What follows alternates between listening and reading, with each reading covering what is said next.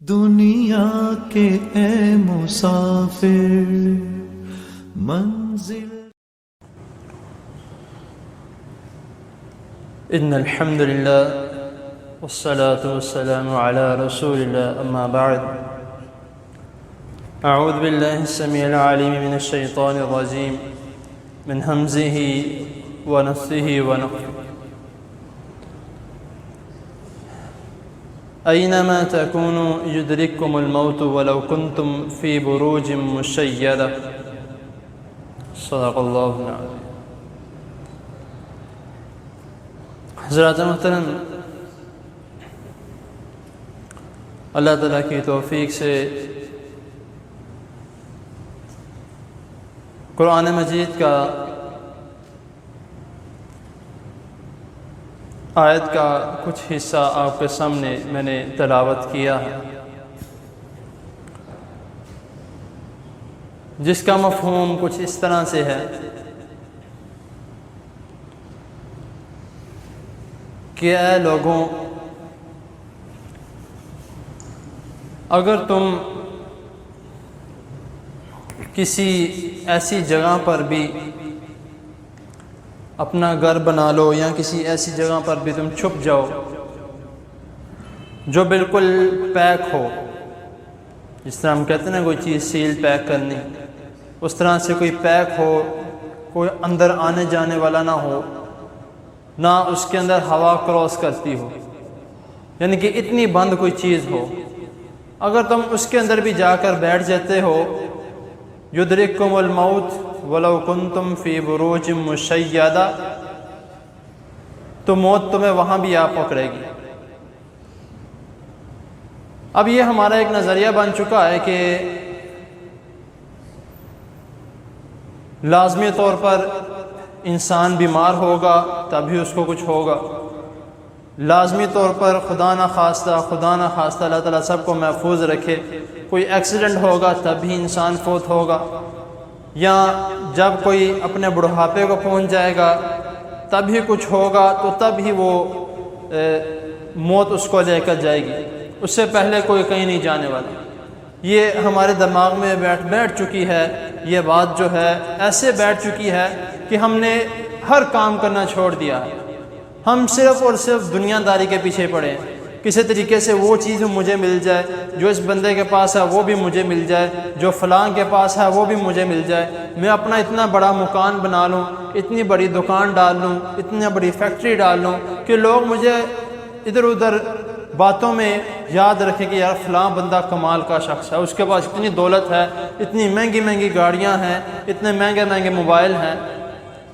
جب اس کو دیکھ رہے ہو تو اس کی جو چال چلن ہے وہ دیکھنے والی ہوتی ہے۔ یہ ہمارے جو دماغ میں یہ باتیں بیٹھ چکی ہیں، لیکن اللہ تعالیٰ کیا فرما رہے ہیں سورۃ آل عمران آیت نمبر 185 میں،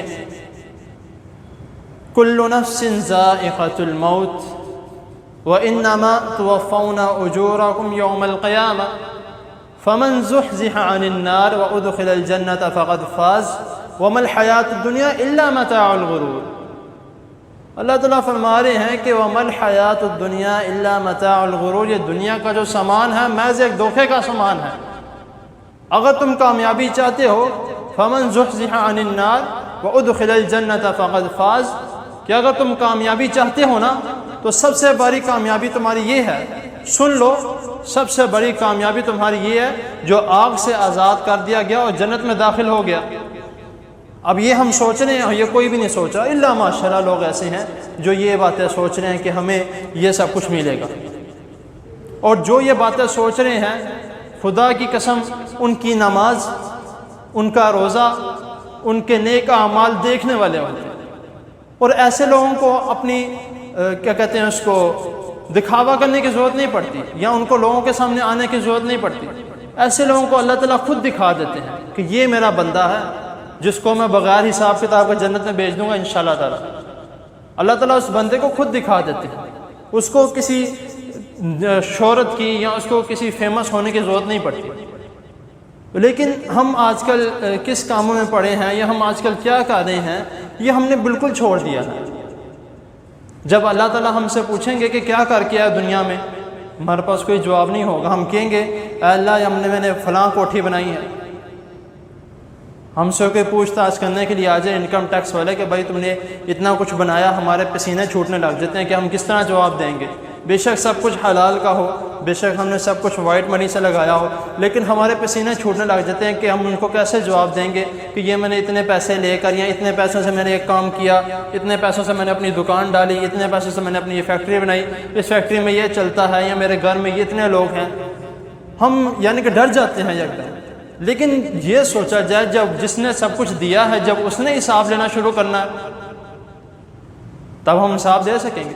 رسول اللہ صلی اللہ علیہ وسلم کی حدیث ہے کہ قیامت والے دن اللہ تعالیٰ جو غریب ہیں نا, جن کے پاس کچھ بھی نہیں, جن کو ہم کہتے ہیں کہ پتہ نہیں کہاں سے لاتے ہیں, کیا کرتے ہیں, ہماری آنکھوں میں ہمارے جو لیول کے لوگ نہیں ہیں ان کو سائڈ پہ کرو, ہم یہ اب کہتے ہیں نا عام طور پہ, انہی کے بارے میں رسول اللہ صلی اللہ علیہ وسلم فرمایا کہ قیامت کے دن یہ لوگ سب سے پہلے جنت میں چلے جائیں گے. کیوں؟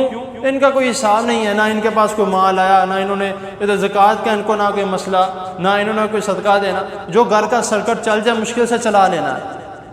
سب سے زیادہ پوچھ تاچھ کس کی ہوگی؟ اس شخص کی جو اچھا خاصا مالدار ہے, وہ سائڈ پہ کھڑے ہوں گے. ان کا حساب ابھی ہونا باقی ہے کہ بھائی یہ تم نے, اللہ تعالیٰ نے تمہیں مال دیا, کہاں پہ خرچ کیا؟ اللہ تعالیٰ نے تمہیں اتنا کچھ دیا, تمہارا مکان تھا, تمہیں سب کچھ دیا, تم نے روزے نہیں رکھے, تمہارے گھر کے قریب مسجد تھی, چلو گھر کے قریب نہیں تھی, تمہیں گاڑی تو دی تھی, بارش ہو رہی تھی, گاڑی تو دی تھی, جا کے نماز پڑھاتے. ہمارا یہ بہانہ رہتا ہے کہ یار بارش ہو رہی ہے, ہم مسجد میں کس طرح نماز, آپ صلی اللہ علیہ وسلم کی حدیث ہے کہ اگر بارش ہو رہی ہے تو گھر میں نماز پڑھ لو. وہ وقت اور یہ وقت زمین آسمان کا فرق ہے. ہم نے یہ سوچا ہے کہ آپ صلی اللہ علیہ وسلم کی حدیث ہے کہ اگر بارش بہت تیز ہو رہی ہو نماز گھر پہ پڑھ لو. ہم نے اس نبینے کے بارے میں نہیں پتا جس نے یہ کہا تھا کہ اے اللہ کے رسول صلی اللہ علیہ وسلم مجھے اجازت دیں میں گھر میں نماز پڑھ لوں. اللہ کے رسول صلی اللہ علیہ وسلم فرمایا کیوں؟ اس نے کہا میں ایک تو نبینا ہوں, بنائی کام نہیں کرتی, نظر نہیں آتا مجھے. نمبر 2 مجھے کوئی لے کے جانے والا نہیں ہے. نمبر 3 میرا گھر بہت دور ہے. نمبر 4 میرے پاس کوئی سواری نہیں ہے, راستہ بہت خراب ہے. تو رسول اللہ صلی اللہ علیہ وسلم کیا فرمایا, تمہیں اذان کی آواز آتی ہے؟ اس نے کہا اللہ کے رسول صلی اللہ علیہ وسلم مجھے اذان کی آواز آتی ہے. کہتے مسجد میں آ کے نماز پڑھو. 4 وجوہات, اور جو واقعی وجوہات ہیں. یہ نہیں اس نے کہا کہ بارش ہو رہی تھی, یا مجھے ادھر ادھر میں چلا گیا, کام پہ تھا, میں فیکٹری میں تھا, میں ادھر ادھر تک نماز نہیں پڑھ سکتا. رسول اللہ صلی اللہ علیہ وسلم نے کیا فرمایا, اذان کی آواز آتی ہے مسجد میں آؤ. ایک بندہ ہے کہ سویا ہوا ہے, اس کو اذان کی آواز نہیں, اس کے لیے کہ جب تم اٹھو نماز پڑھ لو. ایک بندہ اٹھا ہوا ہے, اذان کی آواز آ رہی ہے لیکن پھر بھی مسجد میں نہیں آ رہا. ظاہری سی بات ہے پوچھ تاچھ تو ہوگی. جب اللہ تعالیٰ خود فرما رہے ہیں کہ کل نفس ذائقۃ الموت, موت کا ہر ایک نے موت کا ذائقہ چکھنا ہے. ہم ادھر اتنے بڑے مکان بنا رہے ہیں, سب کچھ بنا رہے ہیں, ہر چیز ہمیں مل رہی ہے, کیا ہم نے ساتھ لے کر جانا ہے؟ جب اللہ تعالیٰ نے ہمیں دیا ہم کیوں نہیں کسی اور کو دیتے؟ ہم دیں, کیوں نہیں دیتے؟ ایک بندہ وہ ہے جس نے اپنے پیشہ بنایا ہوا ہے, وہ یعنی کہ ہر ٹائم مانگتا رہتا ہے, یا ہر ٹائم جو, لیکن کچھ بندے ایسے ہیں جو واقعی حقدار ہیں لیکن ہم ان کو بھی نہیں دیتے. ہم کہتے ہیں کہ یہ بھی بہانے کرتا ہے, اس کو چاہیے نہیں ہے, ویسے ہی آتا ہے ہم سے مانگنے کے لیے. تو اللہ تعالیٰ کیا فرما رہے ہیں, للفقراء الذين احصروا في سبيل الله لا يستطيعون ضربا في الارض يحسبهم الجاهل اغنياء من التعفف تعرفهم بسيماهم. کہ تم ان کو پہچان سکتے ہو اگر تم پہچاننا چاہو تو, ان کی حالات بتاتے ہیں کہ کیا ہے وہ. لیکن ہم کہتے ہیں نہیں, ہم نے اپنا مال پاس رکھنا ہے, بڑے وقت میں کام آئے گا, یا دعا کرو برا وقت آئے ہی نہ. ہم یہ کیوں دعا نہیں کرتے جب اللہ تعالیٰ فرما رہے ہیں کہ کامیابی کون سی ہے؟ اصل کامیابی جنت ہے. یہ کام کریں گے تو ہم جنت میں جائیں گے. ہم کس طرح جنت میں جائیں گے؟ ایسے تو نہیں جنت میں جائیں گے. تو ہمیں کوشش کرنی چاہیے, ہمیں گھر بنایا, سب کچھ ہمارے پاس موجود ہے اس دنیا میں, جس کو اللہ تعالیٰ دھوکے کا سامان کہہ رہے ہیں, سب کچھ ہمارے پاس ہے, واقعی دھوکے کا سامان ہے. ہم دیکھتے ہیں جب ہماری نظروں میں پیسے آتے ہیں تو ہمارا جو دماغ ہے, ہمارا جو دل ہے, ظاہری سی بات ہے وہ ڈولتا ہے کہ یہ 100 روپے کا نوٹ ہو جیب میں کوئی مانگنے والا آ جائے تو ہم کہتے ہیں کہ 10 کا کہیں سے نوٹ مل جائے وہ نکال کے دے دوں گا، 100 روپے کا نوٹ کہاں پہ دوں گا؟ بھائی 100 روپے کا جیب سے نکل گیا تو وہ دے دو، کوئی بات نہیں۔ آپ نے 100 دیا، انشاءاللہ اللہ تعالیٰ آپ کو 1000 دے دیں گے۔ اللہ تعالیٰ پر یقین رکھو۔ ہم دنیا میں سب کچھ ہے، مرنے کے بعد ہمیں کیا ملنا ہے؟ مرنے کے بعد ہمیں کیا ملنا ہے؟ وہ 2x6 فٹ کی جگہ ملنی ہے صرف لیٹنے کے لیے، اس کے علاوہ کچھ بھی نہیں ملنا۔ اور وہ جو ہمیں ساتھ جس کفن میں لپیٹا جانا ہے وہ کفن بھی ہمارے ساتھ نہیں رہنا، وہ بھی مٹی مٹی ہو جانا ہے۔ جانا ہمارے ساتھ کیا ہے؟ نیک اعمال جائیں گے جو ہمیں فمن زحزح عن النار وادخل الجنۃ فقد فاز کے اوپر ہمیں انشاءاللہ تعالیٰ لے کر جائیں گے وہ۔ لیکن جب ہم نے کوئی اعمال ہی نہیں کرنے، ہم نے سب کچھ دنیا داری پہ چھوڑ دینا ہے تو کچھ بھی نہیں رہنا۔ ایک ویڈیو کلپ ہے، وہ اس میں کس نے بہت اچھی ایک تصویر کھینچی ہے کہ ایک شخص ہے وہ جو بھاگتا جا رہا ہے، جس طرح ہم نے مچھلی کو پکڑنے کے لیے وہ آگے کنڈی سے لگائی ہوتی ہے نا، اسی طرح اس کے پیچھے سے ایک کنڈی سے لگا کے آگے پیسے انہوں نے لگائے ہوئے ہیں کہ وہ بندہ اس پیسے کو پکڑنے کے لیے بھاگی جا رہا ہے، اس کے پیچھے بھاگی جا رہا ہے۔ آخر کیا ہوا؟ آگے قبر میں گر گیا، بس کام ختم ہو گیا۔ یہ ہماری زندگی کا حال ہے۔ تو ہمیں یہ سوچنا چاہیے کہ اگر ہم چاہتے ہیں واقعی، تو اب ہمارے حالات اس طرح ہو چکے ہیں، اب ہم جس طرح اللہ تعالیٰ نے جو میں نے شروع میں آیت پڑھی ہے، اینما تکونوا یدرککم الموت ولو کنتم فی بروج مشیدہ، کہ اگر کسی مضبوط قلعے میں بھی تم بند ہو جاؤ، آج کل ہمارے گھر اسی قلعے کی طرح بن رہے ہیں، نہ کوئی ہوا آنے جانے کی جگہ ہے، نہ کوئی سانس لینے کی جگہ ہے، بس کیا ہے، کسی طریقے سے اپنے گھر میں محفوظ رہوں، کسی طریقے سے میں اپنے گھر کو بچا لوں، کسی طریقے سے میں اپنے گھر کو بنا لوں، عالی شان گھر بنا لوں، ٹائلیں خوبصورت سے خوبصورت لگا لوں۔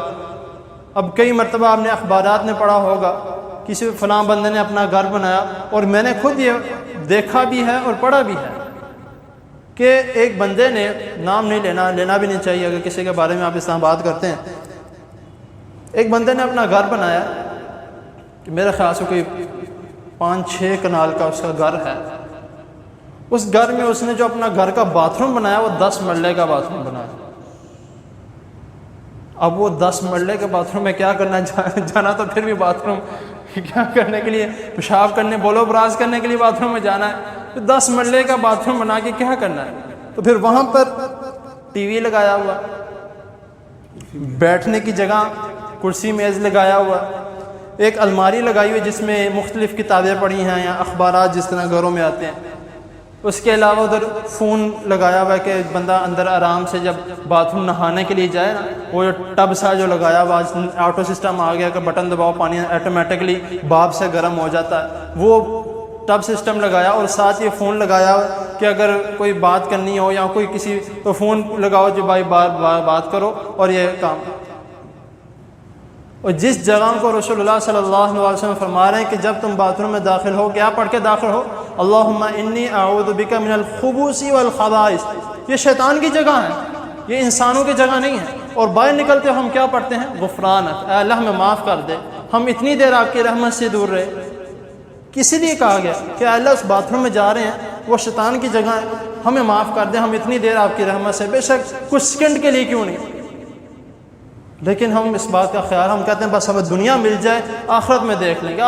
بلکہ اب تو لوگ باقی یہ کہنے لگ گئے ہیں کہ بات سے دیکھی جائے گی جو ہونا ہے۔ دکانوں میں دھوکے بازی ہر چیز کی چل رہی ہے، جب اس کو منع کیا جائے یار خدا کا خوف کرو، تمہیں مرنا بھولا ہو، اور یار مرنا کنے دیکھا علی بڑی زندگی پہ ہی، 1 سیکنڈ کا کسی کو نہیں پتا، 1 سیکنڈ، 1 منٹ بھی زیادہ، 1 گھنٹہ بھی زیادہ، 1 سیکنڈ کا کسی کو نہیں پتا۔ ابھی ایک نماز پڑھی ہے، ہو سکتا ہے اگلی نماز نہ ہم پڑھیں، کوئی کہہ سکتا ہے، کوئی گارنٹی دے سکتا ہے؟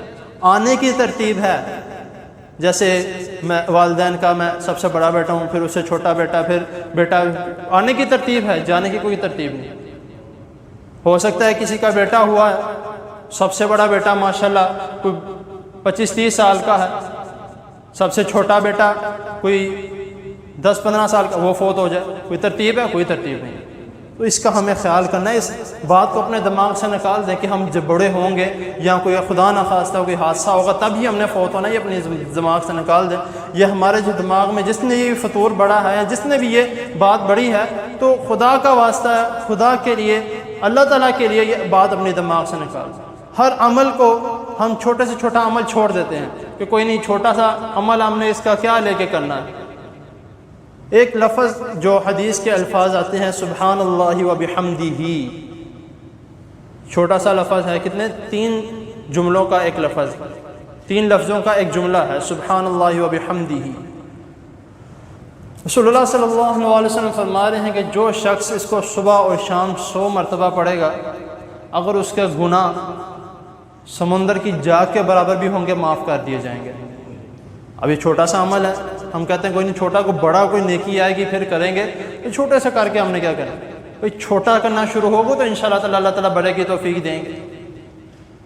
جب ہم جو چھوٹا گناہ ہے ہم اس کو چھوٹا گناہ نہیں سمجھتے کہ یہ کر لیتے ہیں، کوئی بات نہیں، کوئی چھوٹا سا جھوٹ کا بھی بول لیا کہ ہم نے فلاں کام کرنا تھا نہیں کیا، کسی نے پوچھا میں نے کر لیا چھوٹا ہو گیا، یار تم جھوٹ بولا، کوئی بات نہیں یار، کبھی کبھی چل جاتا ہے. یہ چھوٹے سے جھوٹ کی وجہ سے نا، یہ چھوٹے سے گناہ کی وجہ سے پھر ہم وہ بڑا گناہ کرتے ہیں جس کی کوئی معافی نہیں ہے جب تک معافی نہ مانگے. تو پھر اس کو بچنا چاہیے، چھوٹی نیکی چھوڑنی نہیں چاہیے، چھوٹا گناہ کرنا نہیں چاہیے. جب ان دونوں پر ہم عمل کریں گے تو انشاءاللہ تعالیٰ ہماری زندگی سنور جائے گی. تو انشاءاللہ تعالیٰ پھر لازمی ہم بھی ان کامیاب لوگوں میں ہوں گے جس کے بارے میں اللہ تعالیٰ فرمایا فَمَنْ زُحْزِحَ عَنِ النَّارِ وَأُدْخِلَ الْجَنَّةَ فَقَدْ فَازَ. انشاءاللہ تعالیٰ. تو یہ چھوٹی سی بظاہر تھوڑا ٹائم زیادہ لگ گیا ہے، تو باتیں جو ہیں عمل کرنے والی ہیں، سیکھنے والی ہیں، بتانے والی ہیں، سمجھانے والی ہیں. تو ہمیں کوشش کرنی چاہیے خود بھی عمل کریں، اپنے بچوں کو بھی ہے، کیونکہ زیادہ تر یہ جو باتیں ہیں جس طرح میں نے کہا کہ موت کے بارے میں کہ بہت بچے اس طرح ہوتے ہیں جو کہتے ہیں ابھی بڑی دیر پڑی ہے، زیادہ تر اس طرح کی باتیں نا اسکولوں میں سکھائی جاتی ہیں. زیادہ تر معذرت کے ساتھ کوئی ٹیچر بیٹھا ہوا ہے تو زیادہ تر اس طرح کی باتیں اسکول کالجز میں بتائی جاتی ہیں کہ ابھی تمہاری زندگی بڑی ہے، موجیں کرو جب تھوڑا بڑے ہو جاؤ گے. اور جو داڑھی کا مسئلہ ہے یہ بھی اسی طرح ہے کہ بھائی ابھی داڑھی رکھ کے کیا کرنا ہے، ابھی تو تم چھوٹے ہو، جب شادی ہوگی بچے ہو جائیں گے 3-4 جب تھوڑے بڑھاپے کو پہنچ لو گے تب داڑھی رکھ لینا. ابھی تو تمہیں سارے مولوی کہیں گے، تمہارا مذاق اڑائیں گے. یہ زیادہ تر یہ جو کیا میں اس کو کہوں بدمذہبی ہوتی ہے نا، یہ زیادہ تر یا تو ان لوگوں کی طرف سے آتی ہے جو نہ نماز پڑھتے ہیں، نہ روزہ رکھتے ہیں اور نہ دین کا کوئی کام کرنے کی کوشش کرتے ہیں. تو زیادہ تر یہ چیزیں ان لوگوں کی طرف سے آتی ہیں. تو اسے بچیں، خود بھی بچیں، اپنے بچوں کو بھی بچائیں. اگر کوئی رسول اللہ صلی اللہ علیہ وسلم کی حدیث کے بارے میں کوئی پتہ لگا ہے تو فوراً اس پر عمل کریں، چھوڑنے والی بات نہیں ہے. تو اگر عمل کریں گے تو انشاءاللہ تعالیٰ اللہ تعالیٰ باقی چیزوں پر بھی آٹومیٹکلی عمل کروائیں گے. اللہ تعالیٰ کی حضور دعا ہے اللہ تعالیٰ ہمیں جو سنا ہے اس کو سمجھنے کی، اس پر عمل کرنے کی توفیق عطا فرمائے. جزاکم اللہ خیر.